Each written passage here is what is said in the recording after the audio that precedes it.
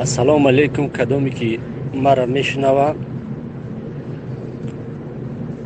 امی کمپانیای اورال کمپانیا کدام برادرای خواهرای مادرای که کلاب میپرن یا که خوجان میپرن اورال کمپانیا قطعی ایده مدید فایجوکووسکی هزی یا ایوال که ماشینیک بودن هز بو ابنوید که اگیانده بو ماشینیکیشونه بو دیگه هیله دا گذشتگیان همین یوزی چریز ترازو فان میکنن نموجود اون ترازو موندگی جایی که سومکا سپوریده شما در که جایی که سومکا تو نمیکشیم 22 کیلو میبره 21 کیلو میبره 23 کیلو میبره 23 کیلو ممکنه گو تو 23 کیلو را 5 تا روچنوی اورال کمپانیا ده این مینه دمدید فوزی هم خیلی کیسه همین ریسی کلوب میپره همین ریسی کلوب هم خیلی کیسه که در ترازوی و میمونی در دیگه جا میکشی 23 تا 22 تا و در میمونی 24 تا ایشان میتا تست سومکه تا روی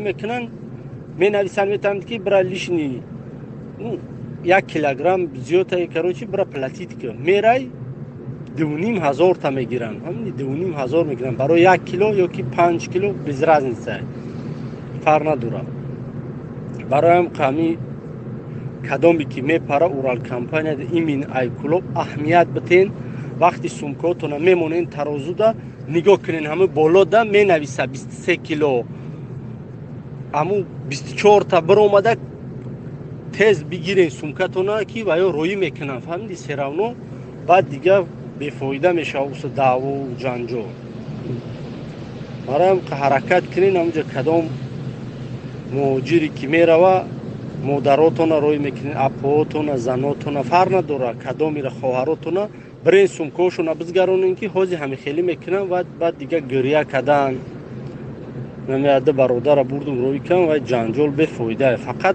شوری کنین که همونجا هم براتون زیاد برومد سراز سومکاتون بگیرین توکلتون به خدا. السلام علیکم. کدامی که مرا میشنوه امی کمپانیای اورال کمپانیا کدام برادرای خواهرای مادرای که کلاب میپرن یا که خوجان میپرن اورال کمپانیا قطعی ایده مدید فایجوکووسکی هزی یا ایوال که ماشینیک بودن هز بو ابنوید که اگیانده بو ماشینیکیشونه بو دیگه هیله دا گذشتگیان همین یوزی چریز ترازو فان میکنن نموجود اون ترازو موندگی جایی که سومکا سپوریده شما در که جایی که سومکا تو نمیکشیم 22 کیلو میبره 21 کیلو میبره 23 کیلو میبره 23 کیلو ممکنه گو تو 23 کیلو را 5 تا روچنوی اورال کمپانیا ده این مینه دمدید فوزی هم خیلی کیسه همین ریسی کلوب میپره همین ریسی کلوب هم خیلی کیسه که در ترازوی و میمونی در دیگه جا میکشی 23 تا 22 تا و در میمونی 24 تا ایشان میتا تست سومکه تا روی میکنن می نویسن میتند که برای لیشنی 1 کیلوگرم زیاده کروچی برای پلاتیت که میرای 2500 تا میگیرن همین 2500 میگیرن برای 1 کیلو یا که 5 کیلو بزرگ نیست فرق نداره برای هم قمی کدامی که میپره اورال کمپانیا ده ایمین ای کلوب اهمیت بتین وقتی سومکاتون میمونین ترازو ده نگاه کنین همه بالا ده می نویسه 23 کیلو امو 24 تا بر اومده تیز بگیرین سومکاتون که و یا روی میکنن فهمیدی سراون. السلام علیکم ای داملایی که فخر ما هستی. از جواب سوال هایی که پر از آیت و حدیث و شعر عبارت است قناعتمند می شویم. داملا من در منت یک رفیقم گرفتار شدم که چند وقت پیش به من چند سو می داد. از آزار بسیار آخر سوم یافته او را دادم. آیا حال منت کن چه هست و من چگونه رفتار کردم؟ خداوند در قرآن میگوید یعنی یک برادر از یک برادر یاردم کرده است یک رفیقش را و بعد یاردم کردن باز منت گذاشته است، آزار داده است، یعنی پولی من بود و سومی من بود و من بر تو دادم و و دیگر طریقهای منت کردن بالای این برادر روا دیده است و این آخر مجبور شده است که از کسی سوم بیابد آن مقداری که یاردم کرده بود و برده واپس در دست این رفیقش دهد. آیا این چی می شود؟ گفته در باب همین منت خداوند در قرآن می گوید و ما یوق شح نفسی فاولئک هم المفلحون. صدق الله العظیم. کدام از بندگان من اگر دستی سخاوت دارند، دستی یاری دارند، خوش به حالشان که روز قیامت از عذاب من نجات می‌یابند. کدام شما اگر دستی جوانمردی دارین، دستی سخیگی دارین، دستی برادرتون گیرید، دستی همسایتون گیرید، دستی خواهر و مادر و پدرتون گیرید، انشاءالله خداوند به شما گفته ایستاده است فاولئک هم المفلحون. این جماعه جوانمردها و این جماعت سخاوتمندها روز قیامت از عذاب خدا نجات می‌یابند. حضرت مولوی هم میگوید به یک قول، به یک احسان 700 عوض بخشد خدا از فضل بی حد. یک سومتی خداوند 700 سوم در نامه اعمال تو می نویسش.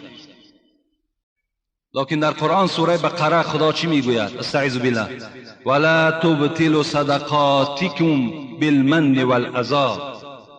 شما ای بندگان من وقتی که خیر میکنید، احسان میکنید، یاردم میکنید، بعد یاردم و بعد خیر و سخاوتتان چیکار کنید؟ منت نکنید و آزار ندهید کسی را. حضرت ابو ذر غفاری چی میگوید؟ میگوید از پیغمبر خدا شنیدم که پیغمبر گفتند ثلاثه لا یکلمهم الله یوم القیامت ولا ینظر الیهم ولا یزکیهم ولهم عذاب علیم. پیغمبر خدا گفتند 3 طایفه هست که اونها از نظر رحمت خداوند روز قیامت محروم هستند. خداوند این 3 طایفه را عذاب میکند. خداوند به این 3 طایفه در روز قیامت سخن نمیگوید. قال 3 مرات. ابی ذر غفاری میگوید همین پیغمبر 3 بار گشته و برگشته گفتند. حضرت ابی ذر چی گفتند؟ خواب و خسرو، خار شد، ذلیل شد آن کسی که در این 3 طایفه داخل می شود. زیرا پیغمبر گشته و برگشته می گویند که این 3 طایفه در لعنت خدا گرفتار هستند، عذاب خدا در گرفتار هستند. اینا کی هستند؟ یکم المسبل. پیغمبر گفتند کسی که اگر پاچه همین ایزارش، پاچه بروکش از بجلک پاش پایان باشد، اگر همین بجول پای ما و شما نتابد، اینها را پیغمبر خدا گفتند یک طایفش انا همین است. برای چی در بعض نمازها پاچه ها را قطع میکنند؟ مقصد از همین است.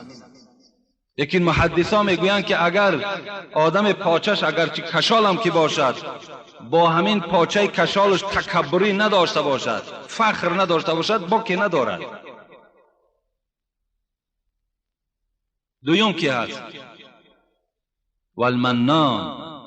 دویم گروهی که در عذاب خدا گرفتار هستند روز قیامت کسی هست که در صدقات دادگیش منت میکند که من پولی من بود که تو راحت کردی، پولی من نمیشد تا از این بحران نمیبرآمدی، حیف شد که من همون پول بر تو دادم، و دیگر منت هایی که میگذارند. سوم شاه حضرت چی گفتند؟ والمنفق سلعته بالحلیف الکاذب. کدام آدمی که سوداگر است برای آنی که مالش سودا شود قسم دروغ میخورد، این هم در همین 3 طایفه داخل می شود. دروغ قسم میخورد که همین مال ما بهترین مال است، در اصل بهترین مال نیست. مال من از تمام مال بازار فرق کننده است، قسم میخورد، لکن همچنان نیست. این هم در همین 3 طایفه داخل می شود. حضرت جامی هم بسیار یک درباره منت کنا بسیار یک نظم شیرینی دارند. میگوید با دندان رخنه در پولاد کردن. ببین در پولاد دندان آدم نمیگذرد، لیکن همین به دندان در پولاد گرفتن من بر عهده میگیرم گفتند. به دندان رخنه در پولاد کردند،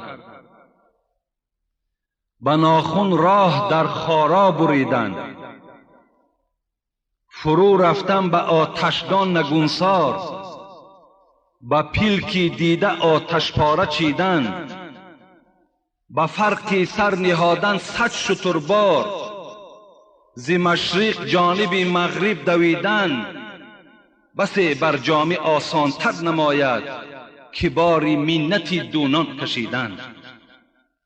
حضرت گفتند این برای من آسان است، 100 شتربار بالای سر میکنم، از مشرق تا به مغرب میدوم، به دندانم در پولاد رخنه میکنم، به ناخنهام را در خارا میبرم، به آتشدان با سر میپرتام، با پیلکی همین چشمم آتش پاره میچینم، لیکن بار منت دونان نمیکشم.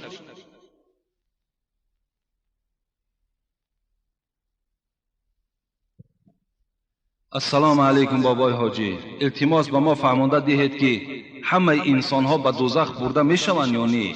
سوره مریم را ما خواندیم ولی آنقدر مضمون آن را نفهمیدیم. رحمت کلام. این برادر سوره مریم را خواندند، آیت 72 است که خداوند در سوره مریم چی میگوید؟ و این منکم الا واردها کان علی ربک حتما مقضیه ثم ننجی الذین اتقوا و نذر الظالمین فیها جثیه. خدا در این آیت کریمه وارد شدن